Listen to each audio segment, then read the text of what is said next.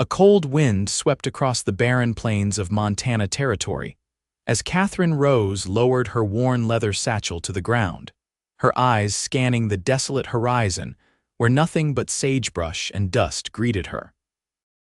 The year was 1876, and like the crumpled telegram in her pocket that had brought news of her brother's death, her life had been reduced to wrinkles and tears.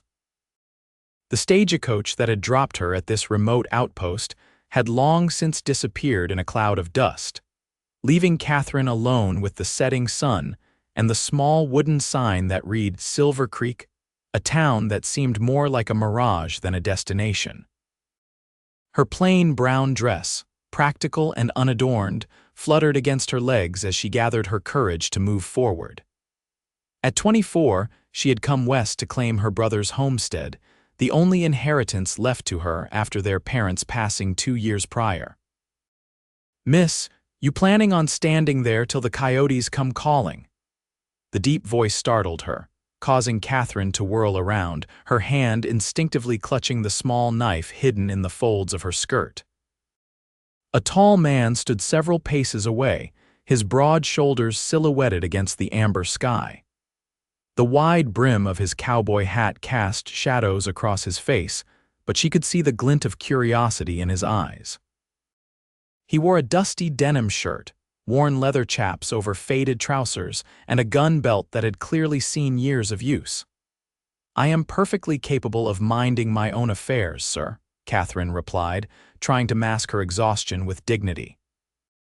The man stepped closer, and in the fading light, she could see the weathered lines around his eyes and the shadow of a beard on his jaw. His eyes were a startling shade of green, clear and direct as they assessed her. "Garrett Evans," he said, tipping his hat slightly. "And these parts aren't kind to those who stand still after dark." Katherine lifted her chin. "Katherine Rose, I've come to claim my brother's property, the Miller homestead." Something flickered across Garrett's face recognition, then a hint of what might have been sympathy. "James Rose was your brother," she nodded, fighting the tightness in her throat. "You knew him." Everyone knew James. Garrett glanced at her single satchel. "That all you brought with you? It's all I have," she admitted, hating the vulnerability in her voice. Garrett's gaze swept over the darkening landscape. "The Miller place is 5 miles west. You won't make it before nightfall." He bent down and picked up her satchel before she could protest. "There's a boarding house in town, Mrs. Whitaker's, clean beds, fair prices." "I don't need everyone needs something, Miss Rose." His voice was matter of fact. "Especially newcomers to Silver Creek." Katherine hesitated, then fell into step beside him as he began walking toward the cluster of buildings that constituted the town. "I'm not staying in town. Once I've rested, I'll be heading to the homestead." Garrett gave her a sideways glance. "That land's been sitting empty for nearly 2 months, might not be what you're expecting." "Nevertheless, it's mine now," Katherine said firmly. They walked in silence for several minutes, the only sound the crunch of their boots on the hard, packed earth and the distant howl of a coyote. The town gradually took shape before them, a main street lined with wooden buildings, a few oil lamps already glowing in windows. "You're from back east?" Garrett asked as they approached the first buildings. "Philadelphia," Katherine replied. "My brother left 5 years ago. I received letters regularly until—" She trailed off, unwilling to speak of the telegram that had shattered her world 2 weeks ago. "James was a good man," Garrett said quietly. "Worked harder than most." "How did he die?" The question had been burning inside her since the vague telegram had arrived, stating only that her brother had met with an unfortunate accident. Garrett's stride faltered slightly. "That's a conversation for another time, Miss Rose. Here's Mrs. Whitaker's place." They had stopped in front of a 2-story clapboard house, neat and well-maintained compared to some of the rougher establishments they had passed. A hand-painted sign announcing rooms for rent hung from the porch railing. Garrett handed her the satchel. "Get some rest. I'll come by tomorrow morning and take you out to the homestead if you're still set on going." Katherine accepted her bag, studying the cowboy's face. In Philadelphia, she would never have trusted a stranger so quickly, but something about Garrett Evans' direct gaze made her believe he was a man of his word. "Thank you, Mr. Evans. I would appreciate that." He tipped his hat again. "Folks around here just call me Garrett." "Then I suppose you should call me Katherine." A slight smile touched his lips. "Rest well, Katherine. Silver Creek might not look like much, but it's home to good people." As he turned to leave, Katherine called after him, "Were you and my brother friends?" Garrett paused, looking back at her over his shoulder. "We rode the same range. Out here, that makes men brothers of a sort."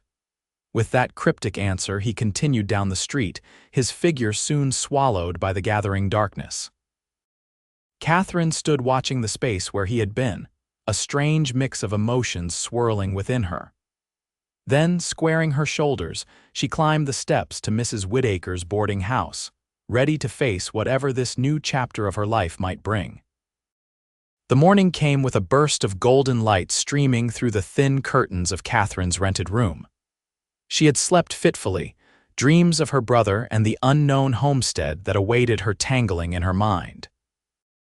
Mrs. Whittaker, a kindly widow with silver hair and sharp eyes, had provided a simple but filling supper and had refrained from asking too many questions, though Katherine could see the curiosity burning behind the older woman's polite inquiry about her journey. Katherine dressed quickly in her second dress, a practical gray cotton that had seen better days but would serve for traveling. She pinned her chestnut hair into a simple bun, ignoring the small mirror's reflection of her plain features. Beauty had never been her currency, practicality and intelligence had been her companions through life. A knock at the front door downstairs drew her attention. Through the window, she could see Garrett Evans standing on the porch, hat in hand, speaking with Mrs. Whittaker. Even from a distance, there was something compelling about him, not a conventional handsomeness, but a solidity, as if he were anchored firmly to the earth.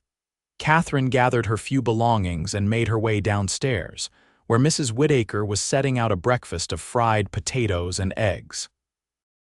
"Good morning, dear. Your escort is here, though I told him you shouldn't go traipsing off to that homestead without a proper meal in you." "Thank you, Mrs. Whittaker. That's very kind." Katherine sat at the small table, aware of Garrett watching her from the doorway. "Morning," he said simply. "Figured we'd get an early start." Katherine nodded, taking a bite of the hot food. "Have you eaten, Mr. Evans?" He shook his head. "Had coffee at the saloon." Mrs. Whittaker clicked her tongue disapprovingly. "Sit down, young man. No one leaves my house hungry when there's food to be had." A ghost of a smile touched Garrett's lips as he took the seat across from Katherine, placing his hat on an empty chair. In the daylight, she could see him more clearly, the sun-bronzed skin, the faint scar that ran along his jaw, the calloused hands that spoke of years of hard work. "You have a horse?" he asked as Mrs. Whittaker placed a loaded plate before him. "No," Katherine admitted. "I hadn't thought that far ahead." Garrett nodded as if he'd expected as much. "I've brought a mare for you, gentle enough but with spirit. She'll serve you well if you treat her right." Katherine felt a flicker of gratitude. "That's very generous." "It's practical," he corrected, his tone matter-of-fact. "Can't have you walking 5 miles to town every time you need supplies." They ate in companionable silence, with Mrs. Whittaker occasionally filling the quiet with local news or observations about the unseasonably warm weather. When they had finished, Katherine insisted on paying for both meals despite Garrett's protests. Outside, 2 horses were hitched to the porch rail, a powerful chestnut gelding that clearly belonged to Garrett, and a smaller dappled gray mare whose intelligent eyes studied Katherine as she approached. "This is Willow," Garrett said, patting the mare's neck. "She's steady on mountain trails and doesn't spook easy." Katherine reached out tentatively to stroke the horse's velvet nose. "Hello, Willow," she murmured. It had been years since she'd ridden, not since childhood visits to her uncle's small farm outside Philadelphia. Garrett loaded her satchel onto the mare, then offered his cupped hands to help her mount. Katherine hesitated only briefly before placing her boot in his hands and allowing him to boost her into the saddle. His strength was evident in the effortless way he lifted her, and for a moment their eyes met as she settled herself on the horse. "Thank you," she said, feeling oddly breathless. Garrett nodded, his expression unreadable as he turned to mount his own horse. Soon they were trotting down the main street of Silver Creek, past the general store, the blacksmith shop, and the saloon where a few early patrons already gathered on the porch. As they left the town behind, Katherine found herself studying Garrett's straight back and broad shoulders. "How long have you been in Silver Creek?" she asked, wanting to break the silence. 8 years, he replied, slowing his horse to ride beside her. "Came west after the war. You fought in the war between the states," he nodded. "Union cavalry seemed natural to keep working with horses after. And now, I run cattle on the North Range, small spread, but it's mine." There was quiet pride in his voice. "Your brother's place borders my land to the south." Katherine processed this information. "Were you there when he died?" Garrett's jaw tightened. "No, found him the next morning." He looked at her directly. "It was a fall, Katherine. His horse stepped in a prairie dog hole during a night ride, broke its leg. The fall broke your brother's neck. He died quick, if that's any comfort." The blunt truth hit her like a physical blow, but she appreciated his directness. "Thank you for telling me." They rode in silence for a while, the landscape rolling out before them, vast and beautiful in its stark simplicity. The plains gradually gave way to more varied terrain, with stands of aspen and pine dotting the foothills of distant mountains. "Why did my brother call it the Miller homestead?" Katherine asked eventually. "If his name was Rose, he bought it from old Tom Miller 3 years back when Miller's rheumatism got too bad for ranching. Name just stuck." Garrett pointed ahead to where a thin line of trees marked what appeared to be a creek. "That's the boundary of your property. Another half-mile and we'll see the cabin." As they crested a small rise, Katherine saw it a modest log cabin nestled against the hillside, a corral and small barn to one side, and beyond it, a meadow dotted with wildflowers stretching toward a line of cottonwoods that must mark the creek bed. It was beautiful in its simplicity, though she could see even from a distance that the place had an air of abandonment. "It's not much," Garrett said quietly, but James was proud of it, had plans to expand come spring. Katherine felt tears threatening and blinked them away. "It's more than I expected." They approached the cabin, and Katherine could see that, while modest, it had been built with care. A small porch fronted the structure, and a rock chimney rose from the shingled roof. Garrett dismounted first, then helped her down, his hands strong and steady at her waist. "Thank you," she said. Suddenly aware of how close they were standing, he stepped back, clearing his throat. "Let's see what we're working with."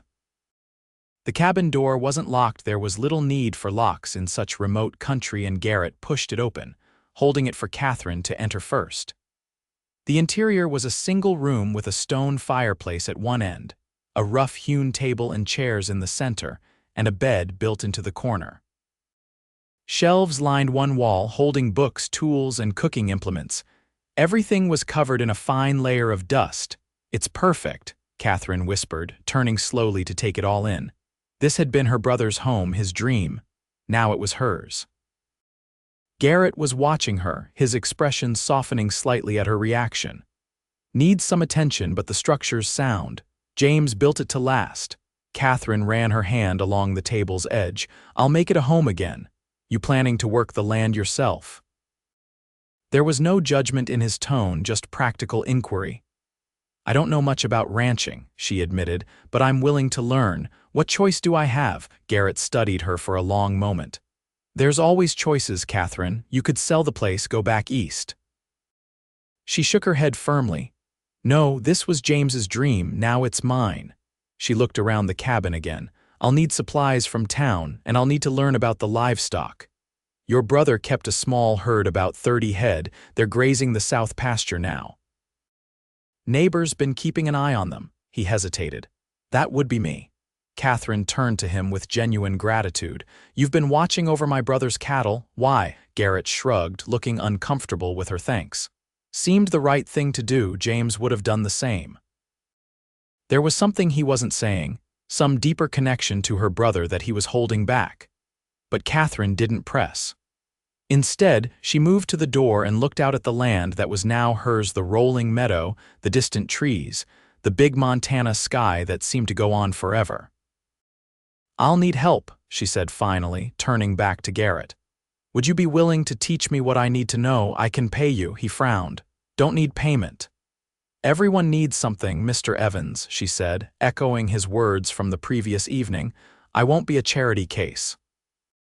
A hint of admiration flickered in his eyes. "Stubborn, aren't you? Determined," she corrected. Garrett considered her for a moment, then nodded. "All right, I'll help you get settled, teach you what you need to know.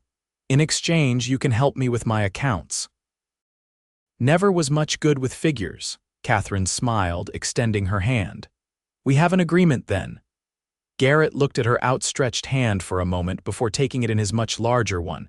His palm was rough with calluses, warm and strong against her skin. "Agreement," he echoed, and for the first time she saw a genuine smile transform his face, creating creases at the corners of his eyes and revealing a small dimple in his right cheek.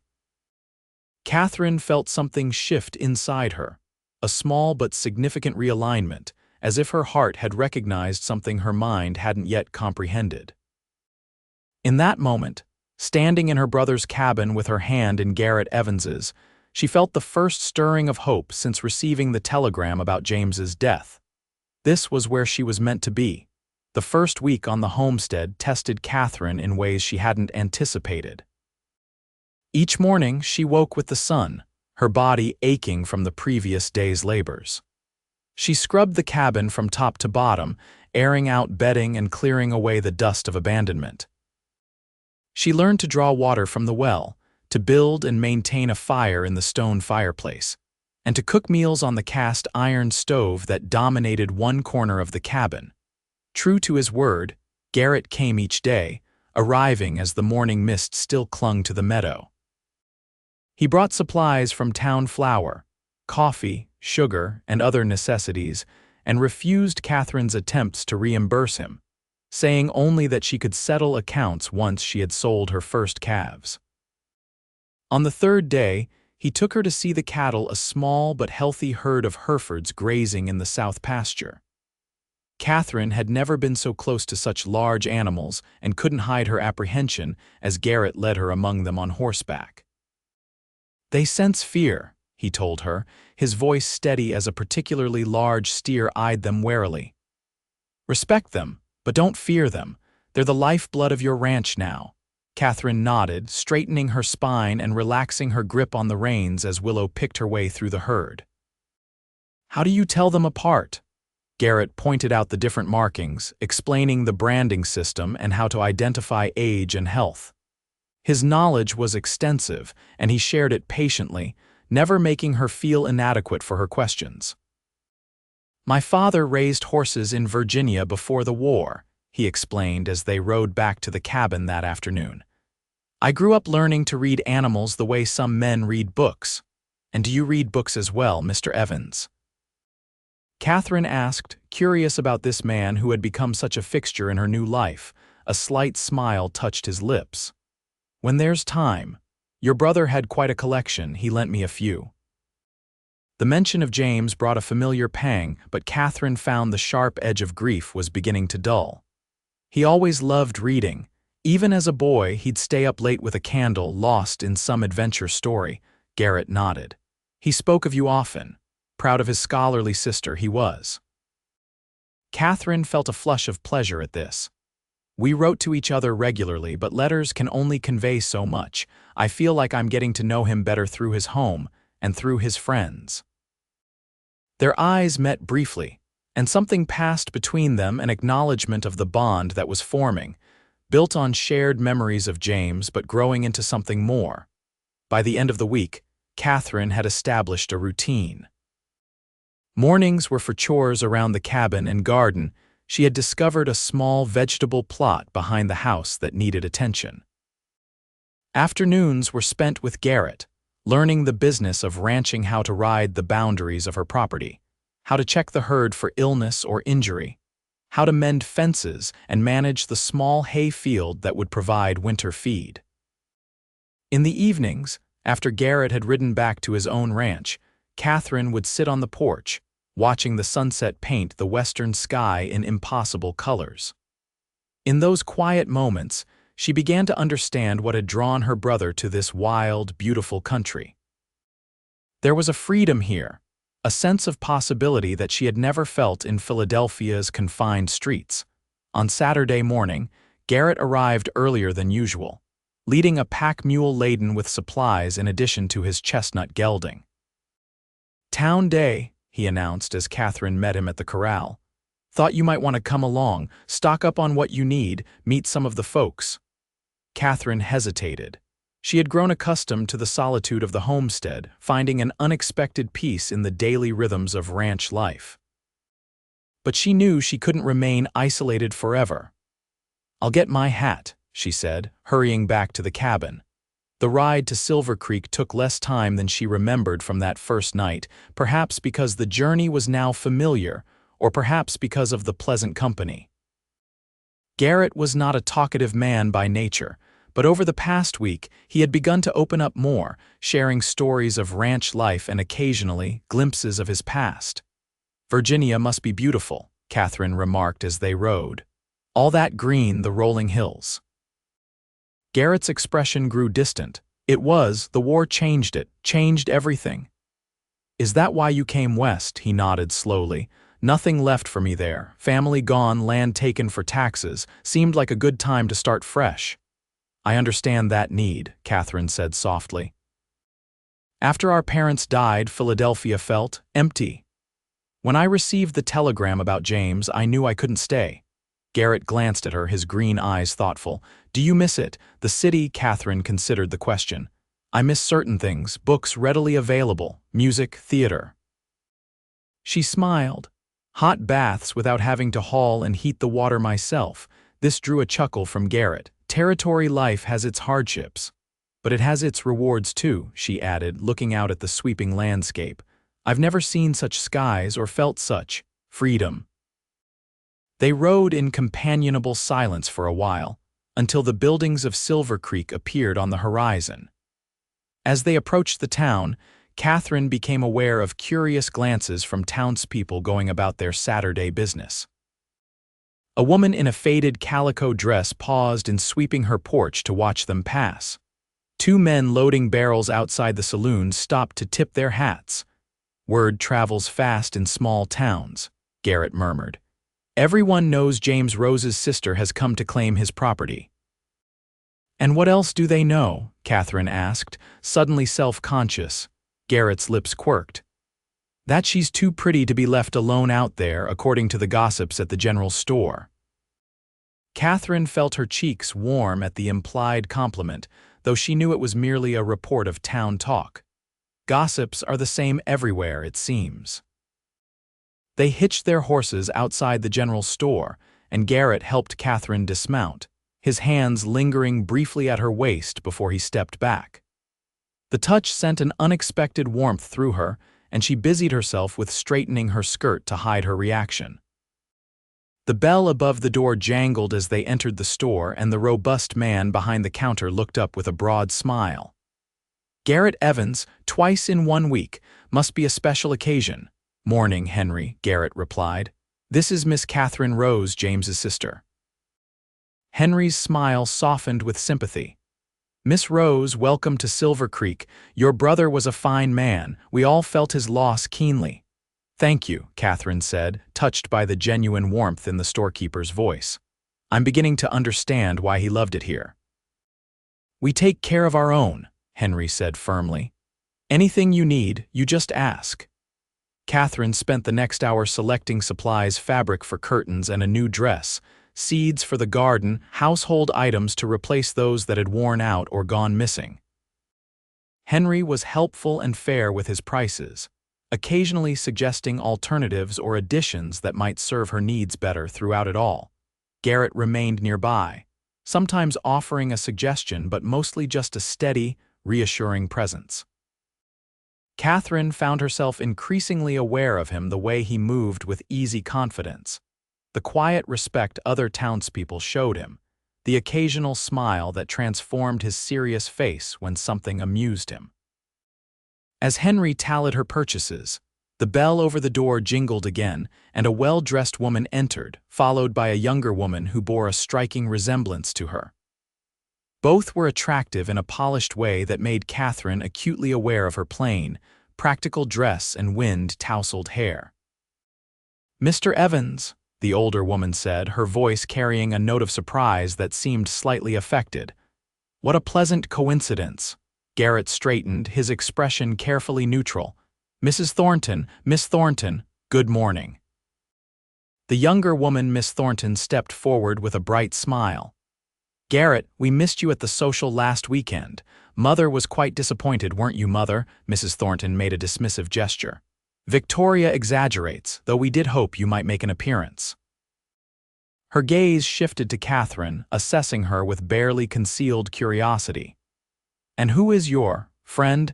Garrett's jaw tightened almost imperceptibly. "This is Miss Katherine Rose, James Rose's sister. She's taken over his homestead." "Katherine, this is Mrs. Eleanor Thornton and her daughter, Victoria. Mr. Thornton owns the bank and several businesses in town." Katherine nodded politely. "It's a pleasure to meet you both." Victoria Thornton's smile dimmed slightly as her gaze moved between Katherine and Garrett. "How generous of you to assist Miss Rose, Garrett, always the gentleman." There was something in her tone that suggested history between them, and Katherine felt an unexpected twinge of something. Not quite jealousy, but a sudden awareness of Victoria Thornton's obvious beauty and refined manners compared to her own plainness. "Miss Rose is my neighbor," Garrett replied evenly. "It's what neighbors do." Mrs. Thornton's eyebrows rose slightly. "Indeed." "Well, Miss Rose, you must join us for tea sometime. I'm sure you would benefit from some feminine companionship after spending so much time in the company of cowboys."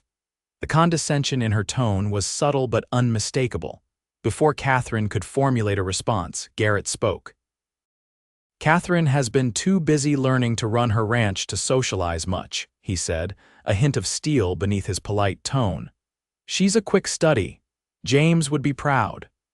The unexpected defense warmed Katherine, and she smiled at him gratefully before turning back to the Thorntons. "Perhaps once I'm more settled, I'll take you up on that invitation, Mrs. Thornton. It's kind of you to offer." Henry finished wrapping Katherine's purchases, and Garrett moved to help load them onto the pack mule. The Thorntons watched them leave, Victoria's expression speculative as she observed the easy way Garrett and Katherine moved together. Outside, Katherine took a deep breath of the fresh air. Are all social calls in Silver Creek so fraught with undercurrents?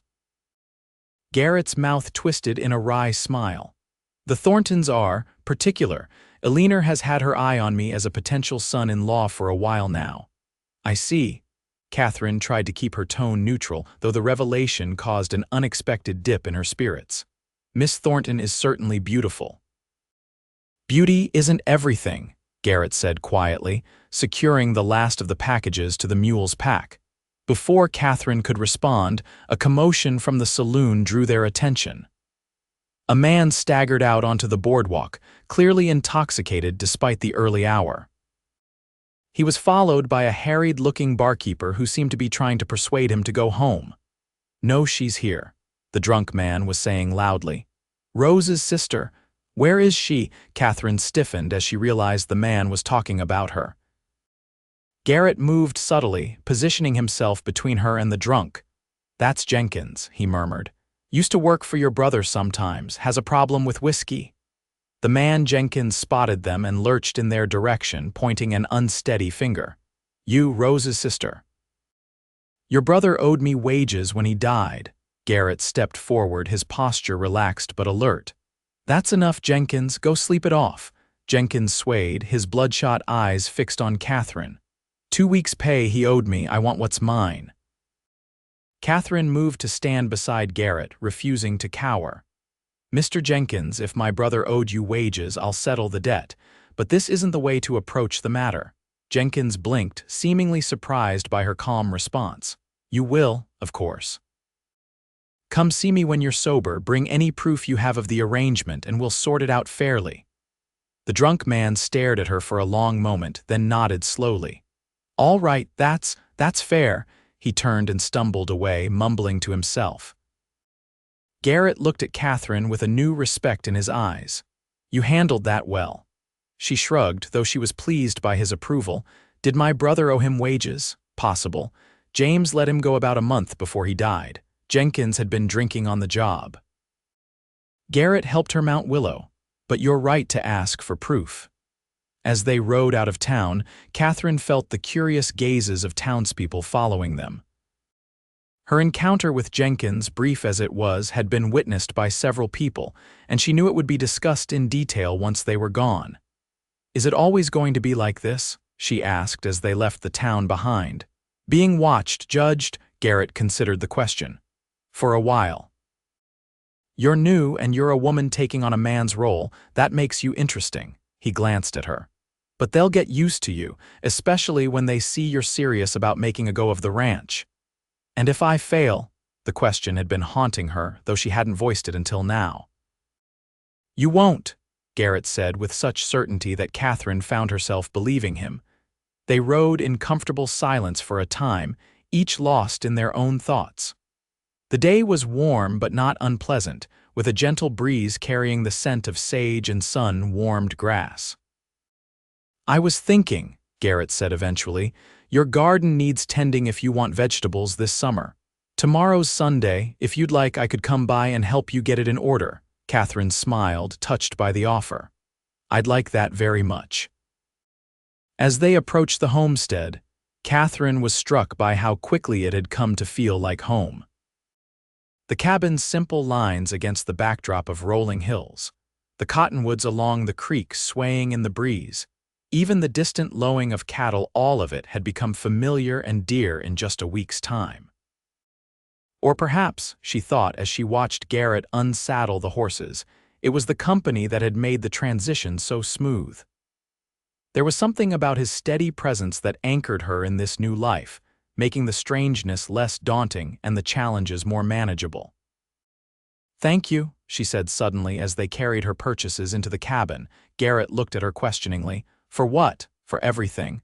For helping me when you didn't have to, for teaching me, for—" She hesitated, searching for the right words, "for making me feel less alone."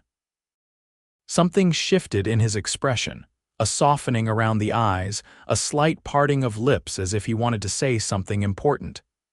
But then he merely nodded, setting down the packages on the table. "That's what neighbors do," he said, echoing his words from town, but his voice was deeper, softer somehow. As he turned to leave, Katherine impulsively reached out and touched his arm. "Stay for supper. It's the least I can do after all your help today." Garrett looked down at her hand on his arm, then back to her face. The moment stretched between them, filled with something unspoken but increasingly difficult to ignore.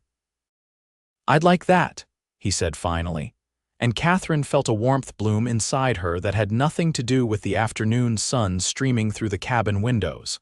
Sunday dawned clear and bright, the kind of perfect early summer day that seemed designed for new beginnings. Katherine woke with the first light, excitement humming through her veins at the prospect of Garrett's visit. She chided herself for the girlish feeling he was coming to help with the garden. Nothing more, but couldn't quite suppress the anticipation that made her take extra care with her appearance, pinning her hair in a style that was practical but more flattering than her usual severe bun. After breakfast, she surveyed the garden plot behind the cabin. It was overgrown with weeds, but she could see the neat rows her brother had laid out. James had never been one for growing things in Philadelphia, and Katherine smiled at the thought of him learning to coax food from the Montana soil. It was yet another way she was coming to know the man her brother had become in this wild country. The sound of hoofbeats announced Garrett's arrival, and Katherine smoothed her skirt before walking around to the front of the cabin. He rode up leading a second horse loaded with tools and what appeared to be seedlings in small burlap bags. "Good morning," she called, shading her eyes against the sun. Garrett dismounted in one fluid motion, removing his hat as he approached. "Morning." Brought some starts from my garden. Tomatoes, peppers, a few other things. Bit late in the season, but they should take if we give them proper care. The casual we sent a pleasant shiver through Katherine. That's very kind. I was just looking at the garden plot. It needs considerable work. Garrett nodded, retrieving the tools from his pack horse. Best get to it then. They worked side by side through the morning, clearing weeds, turning the soil, and re-establishing the neat rows James had laid out. Katherine found the physical labor satisfying in a way her previous life as a schoolteacher had never been. There was something fundamental about preparing the earth to grow food, a connection to the cycles of life that resonated deep within her. Garrett was a patient teacher, showing her how to test the soil's readiness, how deep to plant each seedling, how to create a small well around each plant to hold water. His hands, so large and seemingly rough, displayed surprising gentleness as they cradled the delicate green shoots. "You enjoy this," Katherine observed as they paused to drink water from a jug she'd brought out. "Gardening." Garrett looked almost embarrassed. "Find it peaceful, watching things grow, knowing you had a hand in it." "I wouldn't have guessed you for a gardener," she admitted. "You seem more the cow-punching type." There was amusement in his eyes. Katherine laughed. "I was going to say suited to more rugged pursuits." "Man can't live on beef alone," Garrett replied, his smile making those appealing creases appear at the corners of his eyes. "Though plenty out here try." As the sun climbed higher, the day grew warmer. Garrett removed his outer shirt, working in his undershirt with the sleeves rolled up. Katherine tried not to stare at the play of muscles in his forearms and shoulders as he worked the soil, but found her gaze drawn to him again and again. When they broke for the midday meal, a simple affair of bread, cheese, and dried apple slices that they ate sitting on the cabin's back steps, Katherine gathered her courage to ask something that had been on her mind. "Victoria Thornton," she began, trying to sound casual. "You two seemed acquainted." Garrett took a drink of water before answering. "Her father wanted a match, invited me to dinner several times last winter. And you," Katherine studied the piece of bread in her hands, not looking at him, "wasn't interested." His tone was definitive. "Victoria's a fine woman, but—" "But," Katherine prompted when he didn't continue. Garrett met her eyes directly. "She wants a husband who will take over her father's businesses, live in that big house on the hill. That's not me." He paused. "What about you? No suitor back in Philadelphia?" Katherine shook her head. "I was engaged once 3 years ago, a fellow teacher at the school where I taught, but he found someone else." "Fool," Garrett said quietly, the single word carrying more meaning than a long speech might have. Katherine felt her cheeks warm. "It was for the best. We wanted different things from life." "And what do you want, Katherine Rose?" His green eyes were intent on her face. She looked out at the land stretching before them, the garden they were bringing back to life, the meadow beyond, the distant mountains. "This," she said simply. "A place that's mine, work that matters, freedom to make my own choices." Something in Garrett's expression shifted, a softening she was coming to recognize. "Your brother said something similar once. Said the West was the only place a person could truly write their own story." "He was right," Katherine said softly. "I just wish he'd had more time to write his." Garrett reached out hesitantly, his large hand covering hers where it rested on the step between them. "He lived more fully in his 5 years here than many men do in a lifetime." The warmth of his hand, the rough texture of his skin against hers, sent a tremor through Katherine that had nothing to do with grief. They sat there for a long moment, connected by that simple touch, until the distant lowing of cattle broke the spell. They returned to work, finishing the garden as the afternoon waned. By sunset, neat rows of seedlings stood in the freshly turned earth, watered and mulched with straw Garrett had brought from his own barn. Katherine stood back, surveying their work with satisfaction. "It's a good start," Garrett said, coming to stand beside her. "You'll have vegetables in a few weeks if the weather holds." "We did this," Katherine corrected him. "I couldn't have managed alone." Garrett glanced down at her, his expression soft in the golden light of evening. "You'd have figured it out. "You're stronger than you know, Katherine." The way he said her name, with a slight catch in his deep voice, made her heart quicken. She turned to face him fully, suddenly aware of how close they were standing, how the setting sun turned his hair to burnished gold and deepened the green of his eyes. "I should go," he said reluctantly, though he made no move to step away. "Got chores waiting at my place." Katherine nodded, equally reluctant to end the day. "Thank you for today, for everything." Garrett reached out slowly, as if giving her time to pull away, and tucked a stray strand of hair behind her ear. His fingers lingered against her cheek, a touch so gentle it might have been the brush of a butterfly's wing. "I'll come by tomorrow," he said, his voice lower than usual. "Check on those seedlings." "I'd like that," Katherine whispered, scarcely trusting herself to speak normally with his hand still warm against her skin. For a heartbeat, she thought he might lean down and kiss her. The possibility hung in the air between them, almost tangible in its intensity. But then Garrett stepped back, clearing his throat and reaching for his hat. "Tomorrow, then," he said, and there was a roughness to his voice that hadn't been there before. Katherine watched him ride away, her heart still racing, her cheek still tingling where his fingers had touched her. Something was growing between them, taking root as surely as the seedlings in the newly turned garden soil.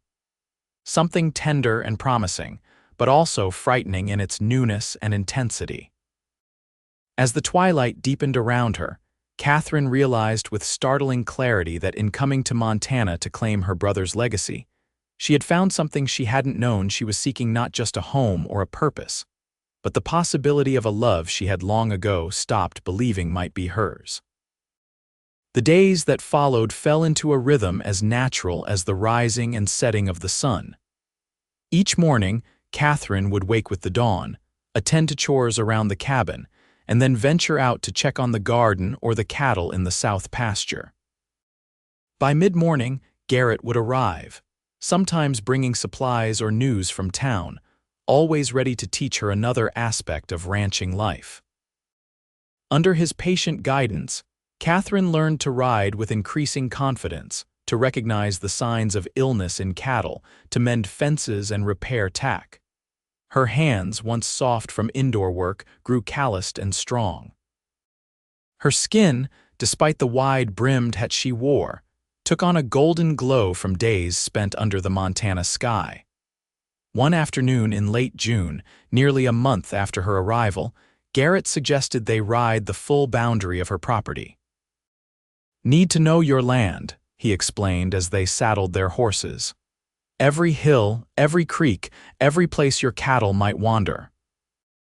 They rode through rolling meadows dotted with wildflowers, along the creek where cottonwoods offered welcome shade, and up to a high ridge that overlooked the entire valley.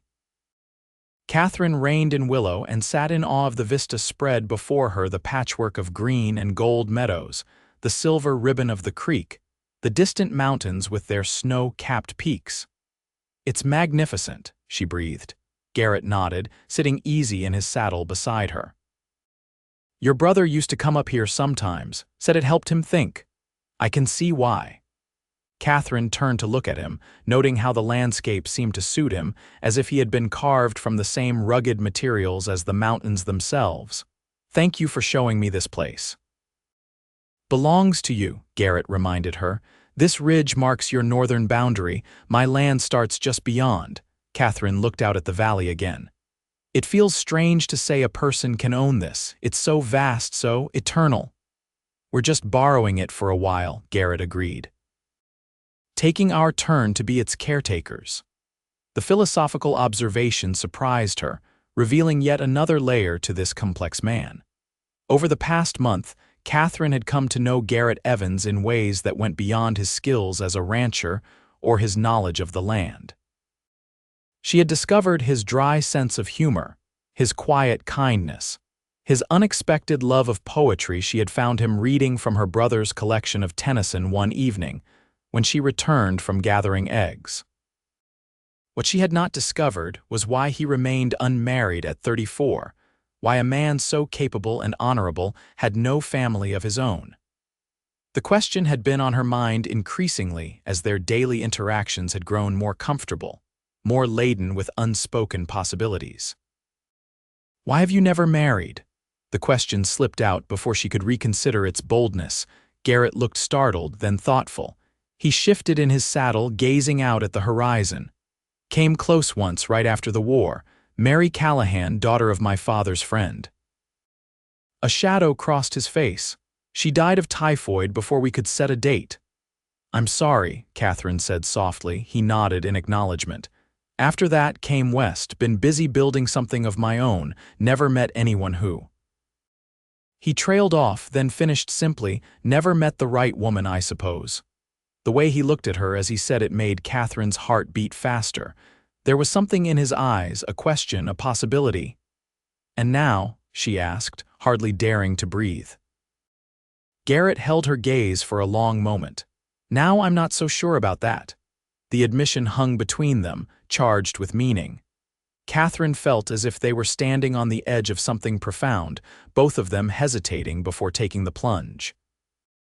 A distant rumble broke the moment, and Garrett looked toward the western horizon, his expression shifting to concern. "Storm coming. We should head back." Katherine followed his gaze and saw dark clouds building in the distance, moving toward them with surprising speed. "I thought the sky was clear." "Mountain weather changes fast," Garrett said, already turning his horse. "That's a big one brewing. We need to get back to the cabin before it hits." They rode down from the ridge at a much faster pace than they had ascended, Garrett leading the way along a trail that would take them home by the most direct route. Katherine could feel the change in the air, a drop in temperature, a growing dampness, an electric tension that made Willow skittish beneath her. The storm moved faster than they could ride. They were still a mile from the cabin when the first large drops began to fall, quickly becoming a deluge that reduced visibility to mere yards.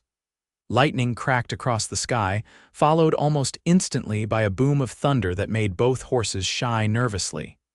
"This way." Garrett shouted over the roar of the rain, leading them toward a stand of trees where a small lined shack stood, a basic shelter used during roundups when cowboys needed to stay out on the range overnight. They dismounted quickly, leading the nervous horses into the meager shelter of the trees before hurrying into the shack. It was a simple structure, one room with a small fireplace, a rough bunk built into one wall, and a few shelves holding basic supplies.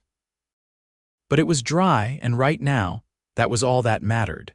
Garrett moved efficiently, checking the small woodpile beside the fireplace while Katherine wrung water from her skirt. Outside, the storm raged, rain pelting against the single window and roof with such force it sounded like hail. "We'll have to wait it out," Garrett said, striking a match to kindle a small fire. "These summer storms can be intense, but they usually pass quickly."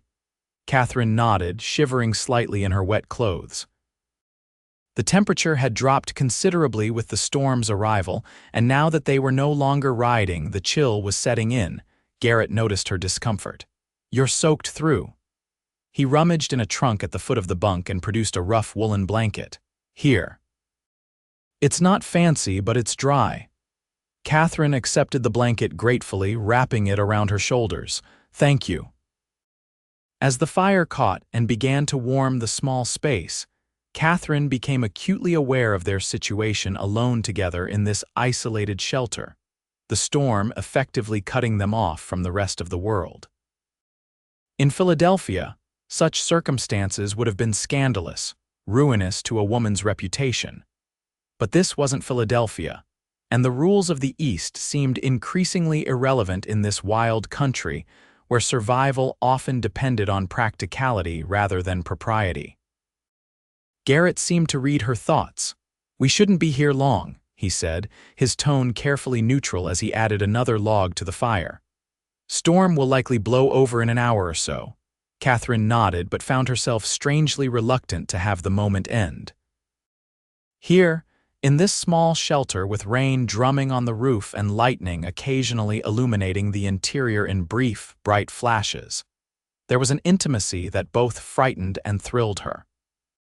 "Tell me about Virginia," she said, sitting on the edge of the bunk with the blanket still wrapped around her shoulders. What was it like growing up there? Garrett settled on a wooden stool near the fire, his broad shoulders relaxed as he leaned forward, forearms resting on his thighs.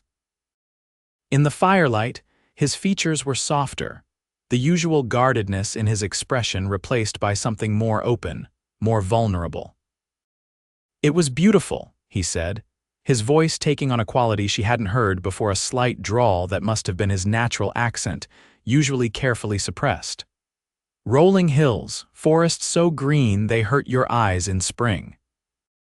Our place wasn't grand, 20 acres, a decent house, stables for the horses my father bred." Katherine listened, enchanted, as he described riding through mist-covered valleys at dawn, fishing in streams that ran clear as glass, the scent of magnolias blooming in his mother's garden. He spoke of his parents with quiet affection, his father stern but fair, his mother gentle but strong in her own way. "The war changed everything," he said, his expression darkening. "I was 19 when I enlisted, believed in the Union cause. My father didn't stop me, though many of our neighbors went the other way." "That must have been difficult," Katherine murmured. Garrett nodded. "Lost friends, some who died, some who couldn't forgive the side I chose." He stared into the fire. "Lost my father in '63, not to battle but to pneumonia. Mother followed 6 months later. They say it was her heart, but I think it was grief." "I'm so sorry," Katherine said, aching for the young man he had been, facing such loss. "War ends, but the damage remains," Garrett said quietly. "Came home to find the farm neglected, taxes unpaid. Tried for a year to make it work, but," he shrugged, "some things can't be fixed, so I headed west. New start." Katherine understood then why he had thrown himself so completely into building his ranch, why the land meant so much to him. It wasn't just property, it was redemption, a second chance at the life that war had stolen from him. "And you?" he asked, looking up at her. "What was your life before?" Katherine smiled faintly. "Much less dramatic. After our parents died, I taught at a girls' school in Philadelphia. Literature primarily. It was a good position, respectable." She paused. "But confined. Days spent in classrooms, evenings in my small apartment grading papers. When James wrote about the open skies and endless horizons out here, I envied him." "Yet you stayed," Garrett observed. "I had obligations, and perhaps a lack of courage," she admitted. "It's one thing to dream about adventure, another to actually risk everything on an uncertain future." "Takes courage to do what you're doing now," Garrett said. "Many would have sold the homestead, gone back to what was familiar." Katherine shook her head. "I couldn't, not after seeing James's letters, feeling his love for this place." She looked around the small shack, listening to the rain that had begun to slacken. "I understand it now. There's a freedom here that I never knew before." Their eyes met across the small space, and Katherine felt that same electric tension that had nothing to do with the storm outside. Garrett rose slowly from his stool and moved to sit beside her on the bunk, careful to maintain a respectful distance. "Katherine," he began, his voice low and serious, "I need to tell you something about your brother." She tensed, sensing this was what he had been holding back since her arrival. "What about him?" Garrett took a deep breath. "The night he died, he wasn't just out riding. He was coming back from my place. We'd been discussing a partnership, combining our herds, working the land together." He hesitated. "James had become more than a neighbor to me. He was the closest thing to family I'd had since losing my parents." Katherine felt tears spring to her eyes at this revelation of the bond between her brother and this man who had become so important to her. "Why didn't you tell me before?" "Didn't want you to think I was helping you out of obligation to James," Garrett said, his green eyes intent on her face. "Or that I had some claim on your land because of plans we'd made." "And why are you telling me now?" Katherine asked softly. Garrett's gaze dropped to her hands, then back to her eyes. "Because I need you to understand that what I feel for you has nothing to do with promises made to your brother. It's about you, Katherine, just you." The simple declaration made her heart thunder in her chest. "What? What do you feel for me?" Instead of answering with words, Garrett reached out slowly, giving her every opportunity to pull away, and cupped her cheek in his hand. His palm was warm against her skin, his touch gentle despite the strength she knew those hands possessed. "I've been alone a long time," he said, his voice husky. "Thought that was my path, then you arrived and suddenly—" He shook his head slightly, as if amazed by his own feelings. "Suddenly, being alone doesn't seem right anymore." Katherine leaned into his touch, her eyes never leaving his. "I know," she whispered. "I feel it too." The admission seemed to break something loose in Garrett. He leaned forward, closing the distance between them, and pressed his lips to hers in a kiss that started gently but quickly deepened as Katherine responded, her hand coming up to rest against his chest, feeling the strong, steady beat of his heart beneath her palm. When they finally parted, both slightly breathless, Garrett rested his forehead against hers. "I've been wanting to do that for weeks," he admitted. Katherine smiled, a happiness bubbling up inside her that was both terrifying and exhilarating in its intensity. "I've been hoping you would." Outside, the storm had passed, leaving behind a freshly washed world and the sweet scent of rain-soaked earth. But neither of them moved immediately to leave their shelter, content for the moment to remain in this small haven where something precious and new had finally been acknowledged. As summer deepened, Katherine and Garrett's relationship blossomed like the wildflowers that carpeted the meadows surrounding the homestead.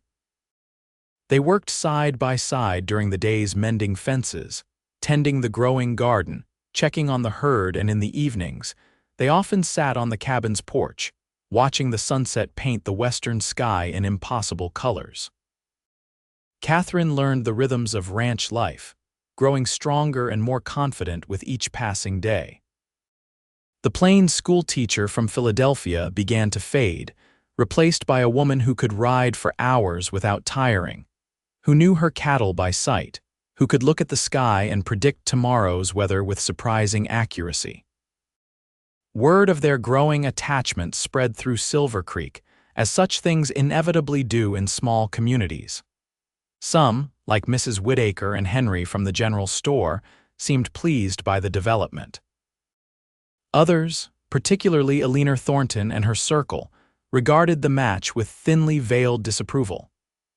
"They're saying I trapped you," Katherine told Garrett one evening as they sat on the porch steps, the first stars appearing in the darkening sky. "Mrs. Thornton told anyone who would listen at the church social that I came west specifically to catch a husband." Garrett snorted, his arm warm around her shoulders. "Eleanor Thornton has been trying to marry me off to Victoria for 2 years. She's just disappointed her plan failed."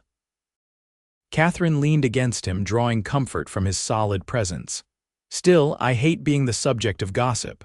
"It'll pass," Garrett assured her. "Small towns run on talk, but they find new topics quickly enough." He pressed a kiss to her temple. "Besides, let them talk. What we have is ours, not theirs." What they had was precious indeed, a love that had grown not from infatuation or convenience, but from genuine respect and understanding. Garrett valued Katherine's intelligence and determination, while she admired his quiet strength and unwavering integrity. Together, they were building something that went beyond romance, a partnership in the truest sense. July brought scorching heat that turned the meadows golden and made the air shimmer above the distant mountains. The garden flourished under Katherine's care, providing fresh vegetables for their table. The cattle grew fat on the rich summer grass, promising a good return when it came time to drive them to market in the fall. On a particularly hot afternoon, Garrett suggested they ride to the creek where a deep pool offered relief from the relentless sun. Katherine readily agreed, packing a simple lunch of bread, cheese, and fresh tomatoes from the garden. The pool was a hidden gem, sheltered by overhanging cottonwoods and fed by a small waterfall that tumbled over moss-covered rocks. The water was crystal clear and surprisingly cool, a blessed relief from the heat. "It's beautiful," Katherine said, dismounting and loosening Willow's cinch to allow the mare to rest comfortably. Garrett nodded, securing their horses in the shade. James and I found it our first summer as neighbors, became a regular spot on hot days. Katherine felt the now familiar pang at the mention of her brother, though the sharp edge of grief had dulled with time. He would be happy, wouldn't he, about us? Garrett's expression softened. He once told me I needed a good woman to keep me honest, think he'd approve of my choice. The simple statement warmed Katherine more than the summer sun. They spread a blanket in a shady spot near the pool's edge and sat together, eating their lunch and talking easily about plans for the upcoming cattle drive and improvements they wanted to make to both their properties before winter set in. After they had eaten, Garrett stretched out on the blanket, his hat pulled low over his eyes against the dappled sunlight filtering through the leaves. Katherine watched him, admiring the strong lines of his profile, the breadth of his shoulders, the way his presence made her feel both protected and empowered. "Stop staring and go for a swim," he murmured without moving his hat. "No, you want to," Katherine laughed. "I didn't bring anything to swim in." One green eye appeared as Garrett lifted his hat slightly. "No one around for miles, just me, and I'll keep my hat right where it is." The suggestion made Katherine blush, but the heat and the inviting coolness of the water were persuasive. "Turn around," she instructed, waiting until Garrett had obediently rolled onto his side, facing away from the pool. Quickly, she removed her boots and stockings, then after a moment's hesitation, her dress as well, leaving only her chemise and drawers. The air felt glorious against her skin after the constraints of her clothing. With a glance back to ensure Garrett was still facing away, she waded into the pool. The water was heaven cool and silky against her heated skin. Katherine ducked beneath the surface, feeling her hair come loose from its pins as she submerged fully.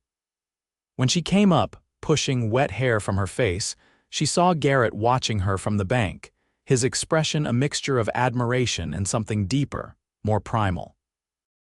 "You're beautiful," he said simply. In her undergarments, wet and clinging to her form, Katherine should have felt exposed, vulnerable. Instead, she felt powerful, desired. "Join me," she invited, surprised at her own boldness.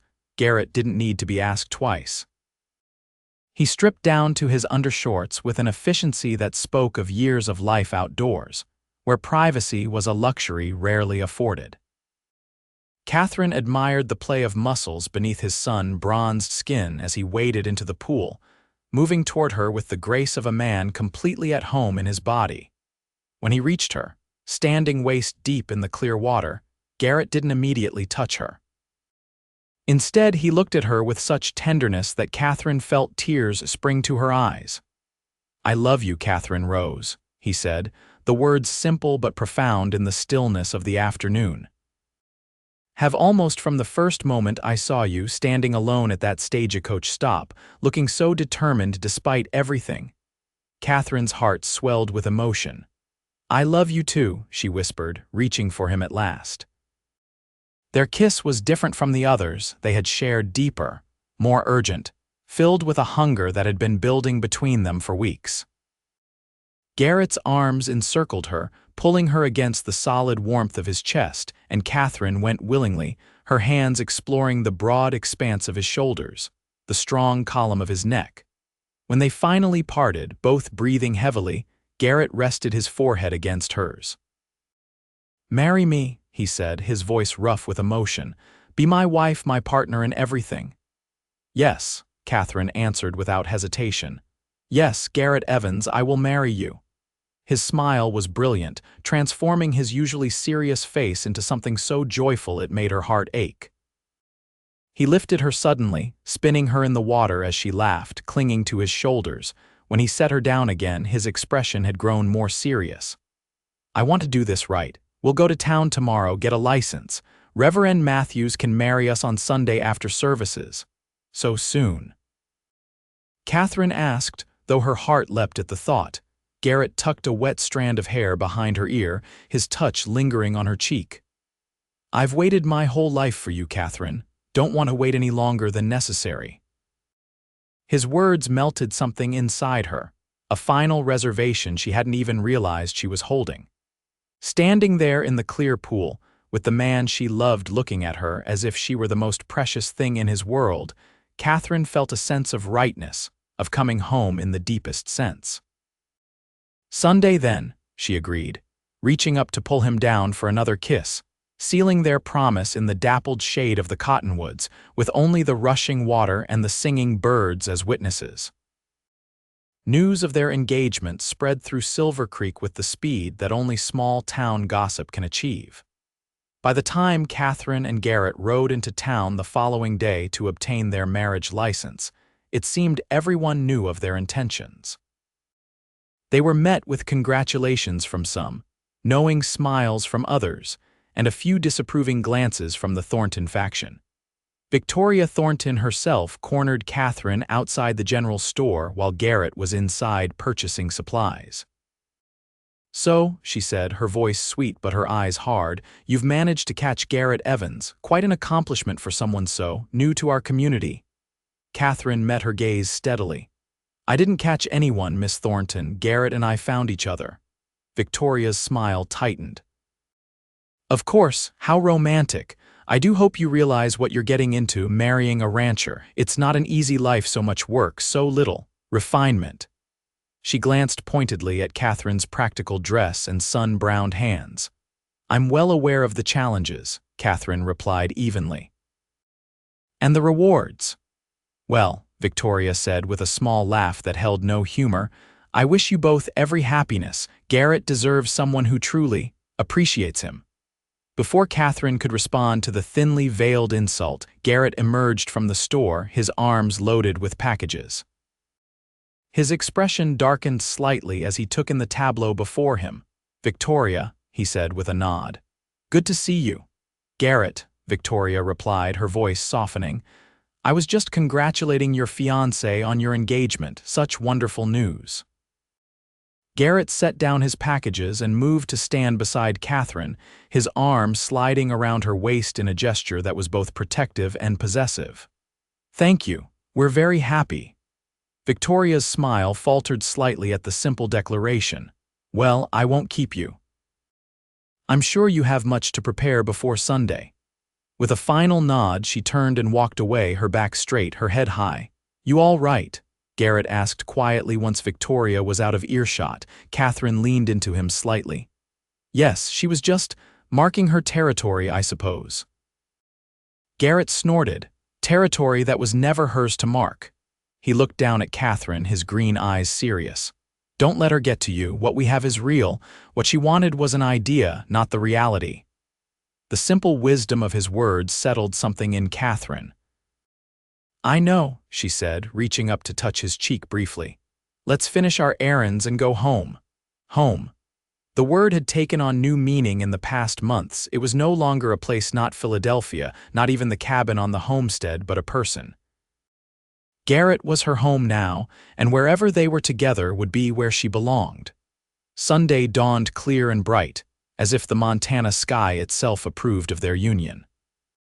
Katherine dressed in the new dress. She had finished sewing just the day before a deep blue cotton that brought out the rich chestnut of her hair and made her eyes appear more blue than gray. It wasn't as elaborate as a proper wedding gown would have been back east, but it was the finest thing she had made for herself since coming west, and the look in Garrett's eyes when he first saw her in it was worth more than all the silk and lace in Philadelphia. The ceremony itself was simple, held in the small white church after the regular Sunday service, with most of the congregation staying to witness their vows. Reverend Matthews spoke eloquently about the sanctity of marriage, the partnership it represented, and the blessings that awaited those who entered it with pure hearts and honest intentions. When it came time to speak their vows, Katherine's voice was steady, her heart full as she promised to love, honor, and cherish Garrett Evans for all the days of her life. His hands, holding hers, were warm and strong, his green eyes never leaving her face as he made the same promises in return. "By the authority vested in me," Reverend Matthews concluded, "I now pronounce you husband and wife. What God has joined together, let no man put asunder." He smiled at Garrett. "You may kiss your bride." The kiss was brief but tender, appropriate for a church setting yet conveying the depth of feeling between them. When they turned to face the congregation as Mr. and Mrs. Evans, Katherine felt a surge of joy so intense it brought tears to her eyes. The celebration afterward was held at Mrs. Whittaker's boarding house, where the kind widow had prepared a feast with the help of several other women from town. There was roast beef and fried chicken, potato salad and fresh bread, vegetables from gardens around Silver Creek, and 3 different pies for dessert. Someone had brought a fiddle, and soon the sound of music filled the air as people cleared a space for dancing. Garrett led Katherine into the first dance, his hand warm at her waist, his steps surprisingly graceful for a man who spent most of his time on horseback. "Didn't know you could dance," she teased as he guided her through a simple waltz. "Full of surprises," he replied with a rare grin. "Mother insisted I learn, said no son of hers would stomp around a dance floor like a wounded bear." Katherine laughed, delighting in this glimpse of his past. "She would be proud of you now," his expression softened. "Hope so. Wish she could have met you, she'd have liked your spirit." The afternoon passed in a blur of congratulations, dancing, and laughter. Even Eleanor Thornton made an appearance, though Victoria was noticeably absent. As the sun began to set, casting long shadows across Mrs. Whittaker's yard, Garrett found Katherine talking with Henry from the general store. "Time to go home, Mrs. Evans," he said quietly, the new name sending a thrill through Katherine. They said their goodbyes amid good-natured teasing and well wishes, mounting their horses for the ride back to the homestead, their homestead now, as they had decided to make Katherine's cabin their primary residence while maintaining Garrett's property as well. The ride home was peaceful, the evening air cooling after the heat of the day. They rode side by side, occasionally exchanging glances that held promises of the night to come. No words were needed. The understanding between them had grown so deep that silence itself had become a form of communication. As they approached the cabin, now visible in the fading light, Garrett suddenly reined in his horse. "Wait," he said, dismounting quickly and coming around to Katherine's side. Before she could ask what he was doing, he reached up and lifted her from the saddle, cradling her in his arms as if she weighed nothing. "Tradition," he explained with a smile, carrying her toward the cabin. Husband carries his bride across the threshold. Katherine wound her arms around his neck, laughing. "I think that's meant for the house you'll live in together, not one I've been living in for months." "New beginning," Garrett countered, pushing open the door with his shoulder and carrying her inside. "New life together." He set her down gently in the center of the cabin, which had been transformed in their absence. Fresh wildflowers filled a jar on the table, which was set with Katherine's best dishes. New curtains, sewn by Mrs. Whittaker as a wedding gift, hung at the windows, and the bed had been made up with a colorful quilt that Katherine recognized as the work of several women from town. "How?" she began, turning to Garrett in wonder. He smiled, looking pleased with himself. "Had some help. Wanted our first night as husband and wife to be special." Katherine's heart swelled with love for this man who thought of such things, who understood what would matter to her. "It's perfect," she said, reaching up to cradle his face in her hands. "But you know what would make it even more special?" Garrett raised an eyebrow, his hands coming to rest at her waist. "What's that, Mrs. Evans? If my husband would kiss me properly," she whispered, "now that we're alone." A slow smile spread across his face, creating those creases she loved at the corners of his eyes. "That," he said, pulling her closer, "is something I intend to do frequently and thoroughly from now on." And he did, sealing their new life together with a kiss that held all the promise of the years that stretched before them, years that would bring hardship and joy, challenge and triumph, but most of all, a love that had found its home in the wild heart of Montana territory. The years flowed like the creek that marked the boundary between their properties, sometimes rushing forward in a torrent of activity, other times slowing to a peaceful meander, but always moving, always changing, always carving a deeper channel through the landscape of their lives. Their first winter as husband and wife tested them in ways Katherine couldn't have imagined. The snows came early and heavy, isolating them for weeks at a time. The cabin, which had seemed spacious enough in summer, grew smaller with each passing day of confinement. They learned the rhythms of living together, when to speak, when to remain silent, how to move around each other in the limited space without friction. Garrett taught Katherine to play chess using a set he carved himself during the long evenings, and she read aloud from her brother's books, her voice filling the cabin as the wind howled outside. They shared stories of their childhoods, dreams for their future, fears they had never voiced to another soul. In the intimacy of those winter months, their bond deepened beyond passion into something more enduring, a true partnership of mind and spirit as well as body. Spring brought its own challenges. Calving season, with its sleepless nights and constant vigilance, the need to repair fences damaged by winter storms, the rush to plant crops before the short growing season advanced too far. Katherine threw herself into the work alongside Garrett, learning to pull a calf when a birth went wrong, to recognize the signs of illness in the new mothers, to make quick decisions that could mean the difference between profit and loss. By their first anniversary, they had established a rhythm to their life together. The cattle operation was growing steadily, with Garrett's expertise and Katherine's careful record creating a business that was beginning to prosper beyond mere subsistence. The garden had expanded to include a small orchard of apple trees that Garrett had ordered from a nursery back east, a long-term investment in their future. It was during their second autumn together, as they prepared for another Montana winter, that Katherine realized she was with child. The signs had been there for weeks: the subtle changes in her body, the unusual fatigue, the queasiness that came with certain smells, but the demands of ranch life had kept her too busy to fully acknowledge what was happening. She told Garrett on a crisp October evening as they sat on the porch watching the sunset, his arm around her shoulders to ward off the growing chill in the air. "I'm going to have a baby," she said simply, feeling his body go still beside her. For a long moment he said nothing, and Katherine began to worry. They had discussed children, of course, both agreeing they wanted a family, but the reality was different from the abstract plan. Then Garrett turned to her, and in the fading light, she could see tears in his eyes, the first she had ever witnessed from this strong, stoic man.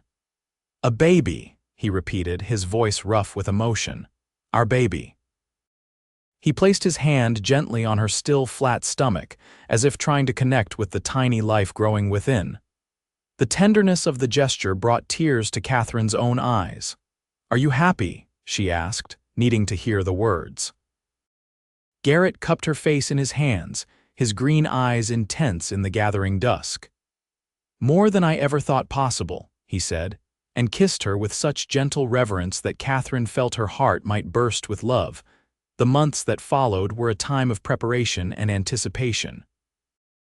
Garrett insisted that Katherine reduce her workload, hiring a young cowhand to help with the more strenuous ranch tasks. Katherine, accustomed to pulling her weight, initially resisted but soon found that pregnancy brought its own challenges that made such concessions necessary. As her body changed, growing round with the child within, Garrett's protective instincts intensified. He built a cradle from pine harvested on their land, crafting it with the same care he gave to all his work. Katherine sewed tiny garments in the evenings, her fingers flying over the soft fabric as she imagined the baby who would wear them. The women of Silver Creek rallied around her, offering advice and support.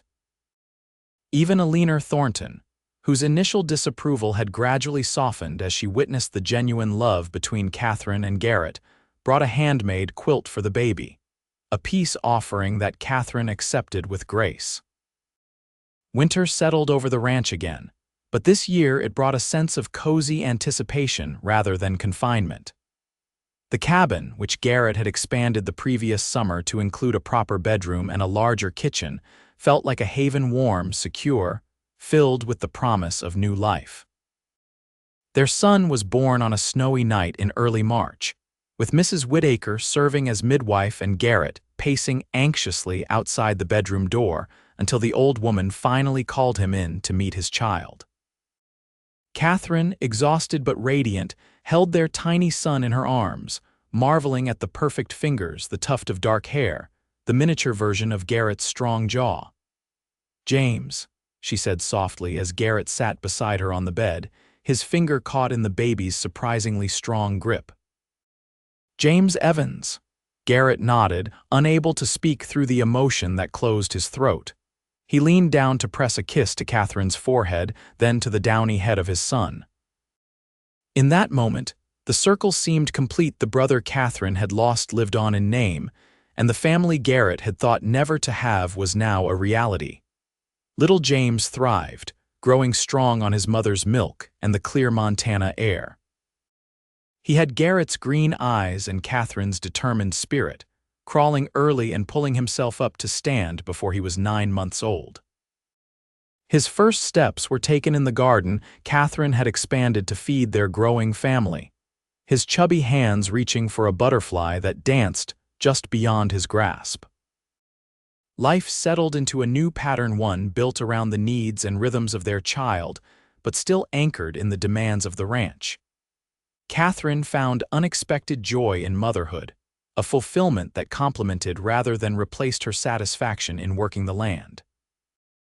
Garrett proved to be a natural father, patient and gentle with his son while still maintaining the quiet strength that had first drawn Katherine to him. As James grew from infant to toddler to active little boy, the ranch prospered alongside him. Garrett's careful breeding program improved their herd, while Katherine's management of their finances allowed them to expand their holdings, purchasing adjacent land when old Mr. Henderson decided to return east to live with his daughter. 4 years after James's birth, their family grew again with the arrival of a daughter they named Sarah, after Garrett's mother. Where James was all movement and noise, Sarah was watchful and quiet, observing the world with serious eyes before deciding whether to engage with it. The contrast between their children delighted Katherine and Garrett, who found new aspects of themselves reflected in these small beings they had created together. Through it all, the joys and sorrows, the successes and setbacks that came with ranching life, the bond between Katherine and Garrett only strengthened. The plain woman who had walked alone into Silver Creek that summer day and the cowboy who had walked beside her now moved through life as one. Their paths so intertwined, it was impossible to imagine one without the other. On a warm evening in their 10th year together, as they sat on the porch of the home they had expanded and improved over the years, watching 7-year-old James teaching 3-year-old Sarah to catch fireflies in the gathering dusk, Katherine leaned against Garrett's shoulder with a contented sigh. "Did you ever imagine this?" she asked, gesturing to the scene before them, the thriving ranch, the beautiful children, the life they had built together. Garrett's arm tightened around her, his hand stroking the gentle swell of her stomach where their third child was just beginning to make its presence known. "Not specifically," he admitted, "but I always hoped for something meaningful, a life that mattered." Katherine turned her face up to his, studying the features that had become as familiar to her as her own. The lines at the corners of his eyes deepened by years of squinting into the Montana sun, the touch of silver at his temples that somehow made him even more handsome, the strong jaw now softened slightly by the passage of time. "We've built that life," she said softly. "Together." Garrett nodded, leaning down to press a kiss to her lips, a gesture that, even after a decade, still sent a warm current through her body. "Best decision I ever made," he murmured against her mouth, walking up to that plain woman standing alone at the stagecoach stop.